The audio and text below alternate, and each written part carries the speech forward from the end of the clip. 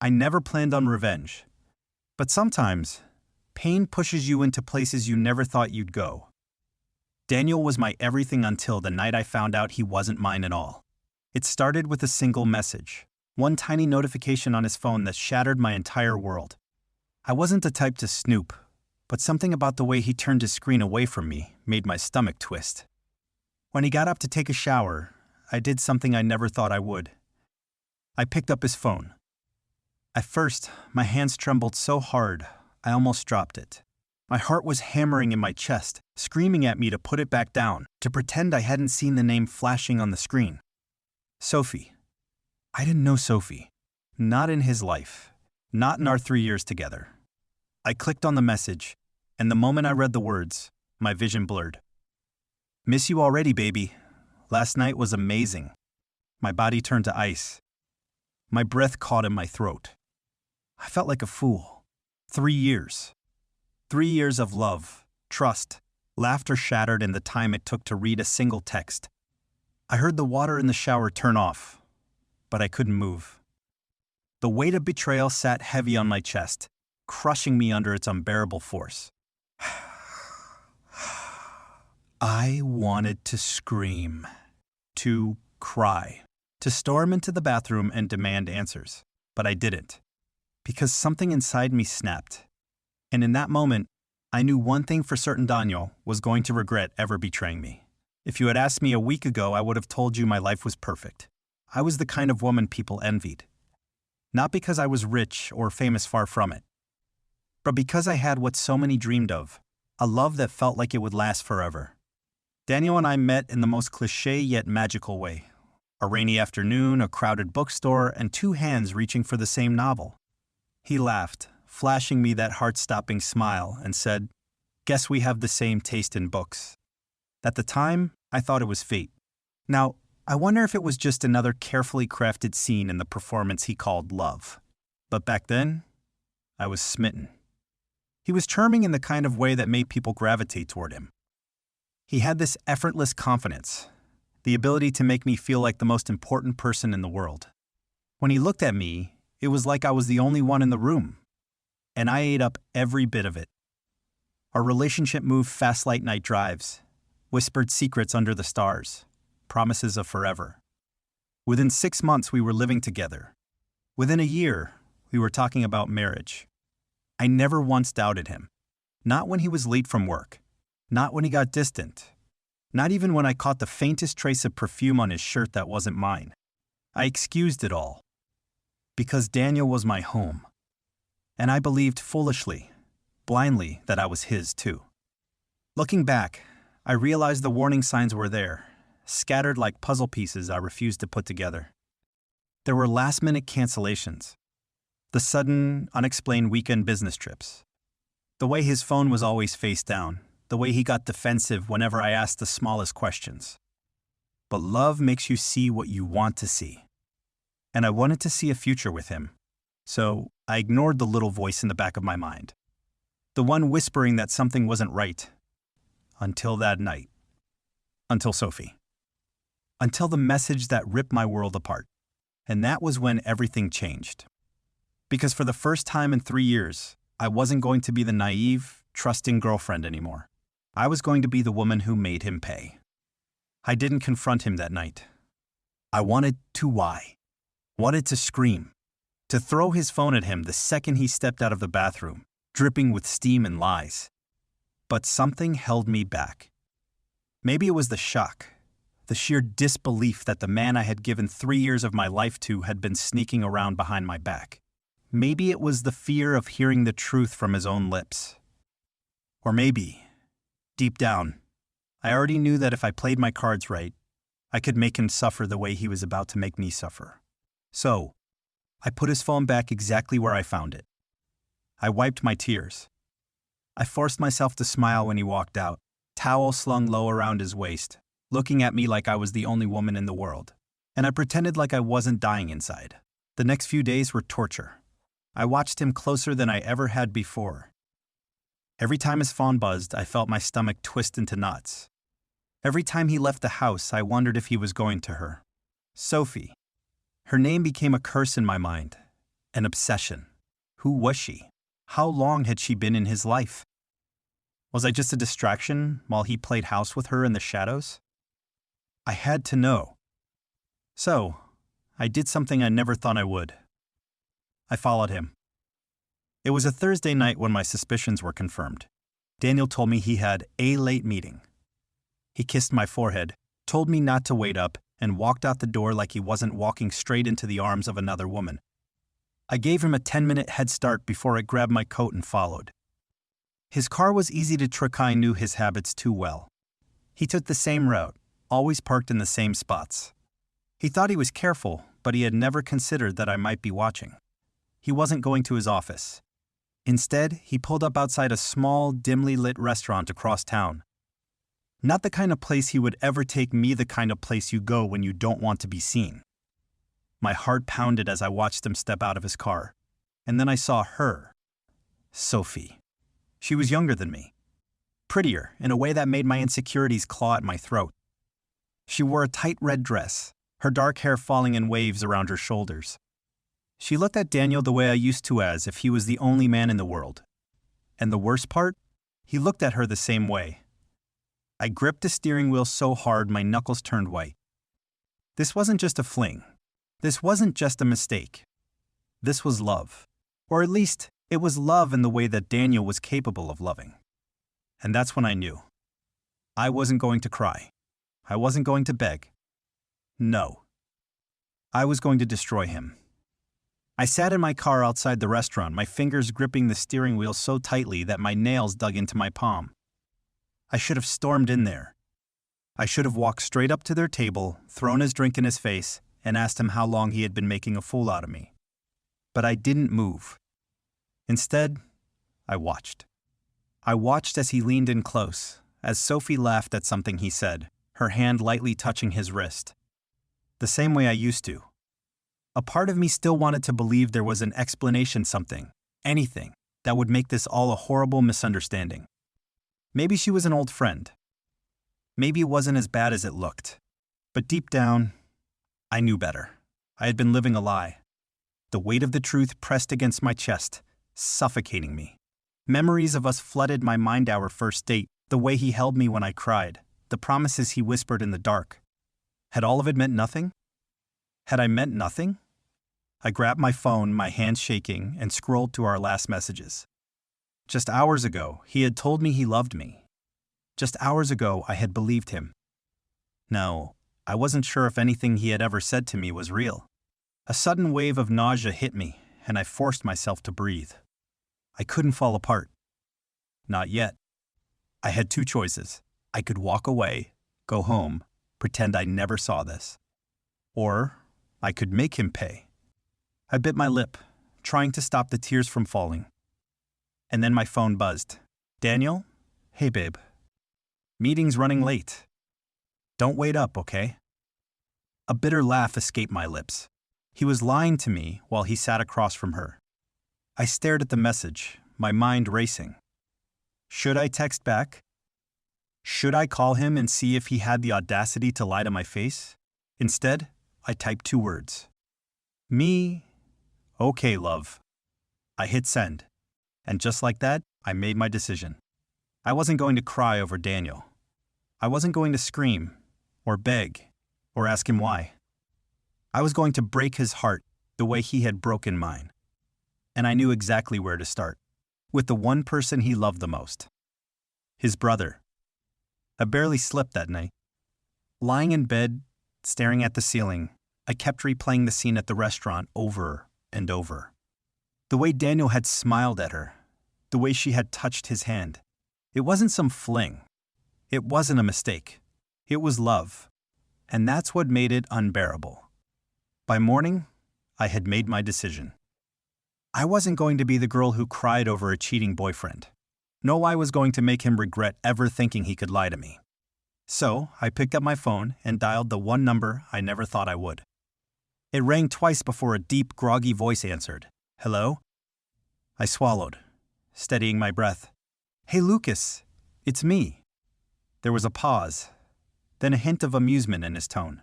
Well, this is a surprise. Lucas, Daniel's older brother.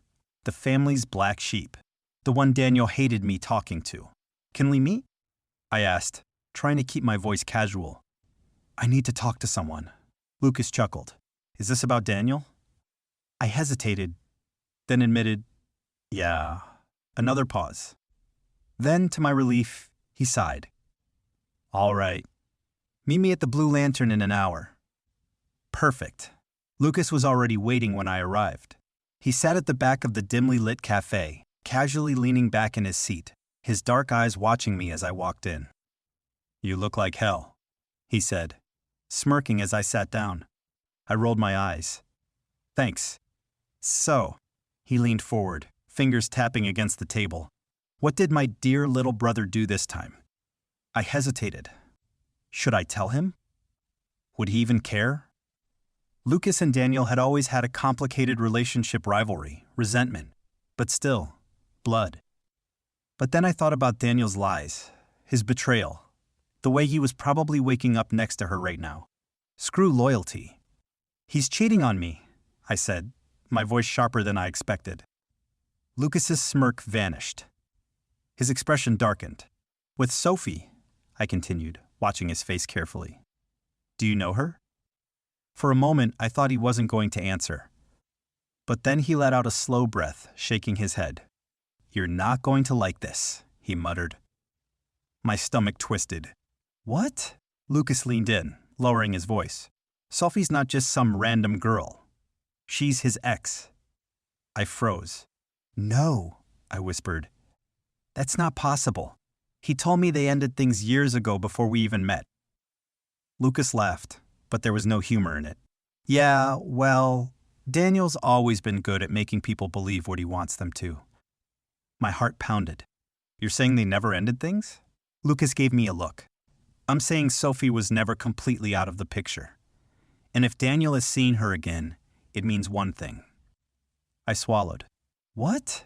Lucas's eyes locked onto mine, unreadable. It means she's the one he really wants. The words hit me like a slap. I had thought the betrayal was bad before, but this? This was worse. This wasn't just cheating. This was a lie that had been going on for years. And suddenly, my plan didn't feel like revenge anymore. It felt like survival.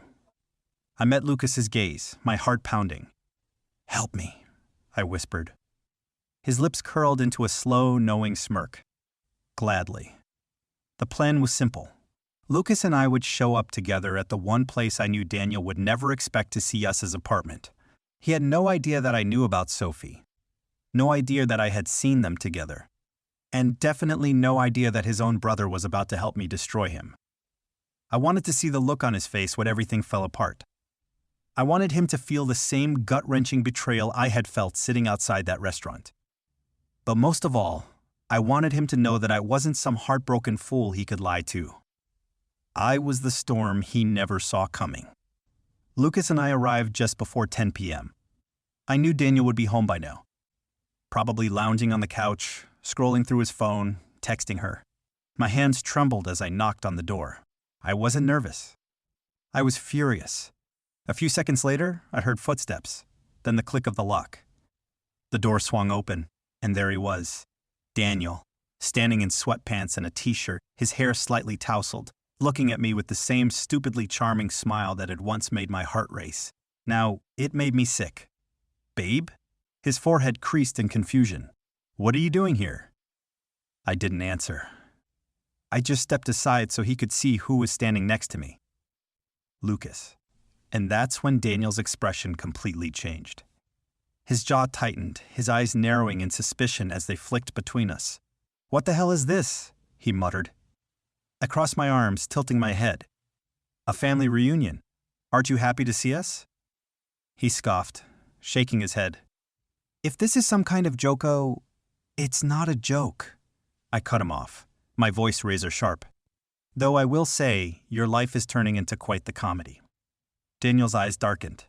What are you talking about? I stepped closer, my heart hammering, but my voice steady. I know Daniel. His entire body stiffened. Know what? I smiled, but there was nothing warm about it. I know about Sophie.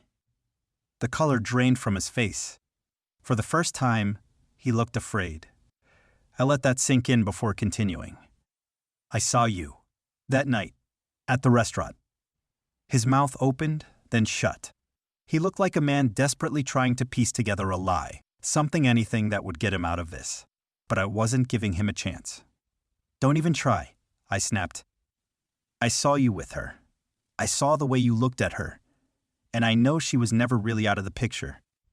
Daniel ran a hand through his hair, exhaling sharply.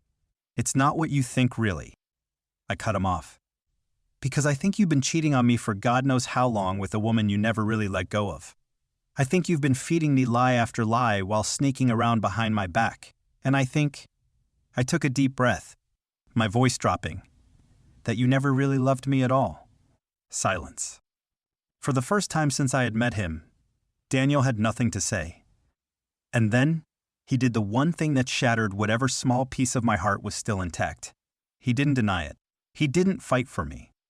He just sighed, closing his eyes for a second, before muttering, I never wanted you to find out like this. I felt like I had been punched in the gut. That was it. That was his response. Not an apology. No regret. Just a pathetic admission that he had planned to keep lying to me for as long as he could. I let out a hollow laugh. Wow, that's all you have to say? His eyes finally met mine, and for a split second, I saw the guilt, the shame. But it wasn't enough. It would never be enough. And that's when Lucas stepped forward. You're an idiot, you know that? He said coldly. Daniel's gaze snapped to him, his expression shifting from guilt to anger. Stay out of this, Lucas. Lucas smirked. Oh, I intend to. But first, I just have one question. He glanced at me before turning back to his brother. How does it feel knowing you lost her? Daniel frowned. What? Lucas casually draped an arm around my shoulders. Because you did, little brother. And the best part? He leaned in slightly, his smirk widening. She's with me now. The moment those words left his mouth, everything exploded. Daniel's face twisted in rage, his fists clenching. You're lying. Lucas just shrugged. Am I? Daniel's eyes darted to me, as if searching for some kind of reassurance that this was all just some sick joke. I gave him none. Instead, I lifted my chin and said, Consider this payback. For a moment, I thought Daniel was going to hit him. His whole body was tense, his hands shaking at his sides. But then, just as quickly as the anger came, it faded, and all that was left was defeat. He exhaled, running a hand over his face, before whispering, I never wanted to hurt you. I stared at him, my heart pounding. Then you shouldn't have. And with that, I turned and walked away. For the first time, I was free. I didn't look back. Not when Daniel called my name. Not when his voice cracked with something that almost sounded like regret. Not when Lucas and I stepped into the elevator, the doors sliding shut between us and the man who had shattered my heart. It should have hurt more. It should have felt like I was losing something. But the truth was, I had already lost him a long time ago. The first few days were strange. I thought I would break down, spend nights crying over what had happened. But instead, I felt numb. Like my body was still waiting for reality to catch up. Daniel didn't call. He didn't text. And that silence told me everything I needed to know. He had made his choice. And so had I. I moved out of our shared apartment within a week. Lucas helped me pack well. More like he made sarcastic comments while I threw my things into boxes. You should leave something behind, he suggested, lounging on the couch as I emptied my closet. I shot him a look.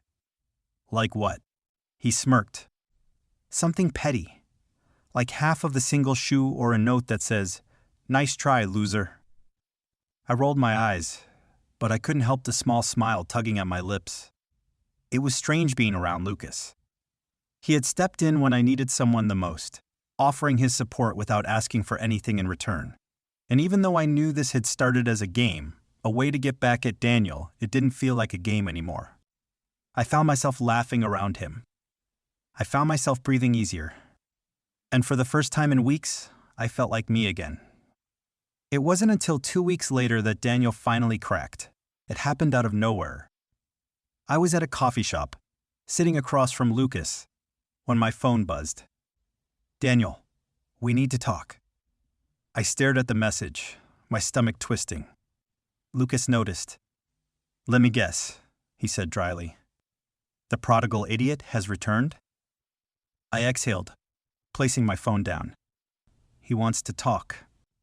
Lucas raised an eyebrow. And? That was the real question, wasn't it? What did Daniel even expect me to say? "It's okay, I forgive you"? Let's pretend none of this ever happened. No. He had shattered my trust, my love, my everything. And I wasn't about to let him back in. So, I did the one thing I never thought I would. I ignored the message. And then, I blocked him. Weeks passed. Then months. Daniel didn't reach out again. At first I wondered if he even cared. If he and Sophie had picked up where they left off, happy and unbothered by the destruction they had caused. But then, one evening, I got my answer. Lucas and I were walking back to my apartment when we ran into him. Daniel was standing outside a bar, looking rough. His shirt was wrinkled, his hair a mess. There were dark circles under his eyes, and he had the look of someone who had been drowning in regret. When he saw me, he froze. And for the first time since everything had happened, I didn't feel anger. I didn't feel pain. I just felt nothing. I stopped a few feet away, tilting my head. "Hey, Daniel." His throat bobbed. "Hey." His gaze flickered to Lucas, then back to me. Can we talk?"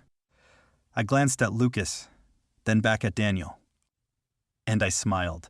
There's nothing left to say. Daniel inhaled sharply, his lips parting like he wanted to argue, to fight, to beg, but it was too late. He had his chance, and he threw it away. I turned and walked away, feeling lighter than I had in months. That was the moment I knew I had won. Life moved forward. I healed. And Lucas? Well, let's just say, sometimes, life has a funny way of making things right. Because somewhere along the way between the late-night talks, the laughter, and the quiet understanding, I realized something. Lucas wasn't just helping me get over Daniel. He was showing me what it felt like to be truly wanted. One evening, as we sat on my couch, his arm draped lazily over the back, I turned to him and asked, "Did you ever think we'd end up here?" He smirked, that infuriatingly cocky smirk of his. "I always knew you'd come to your senses eventually." I rolled my eyes.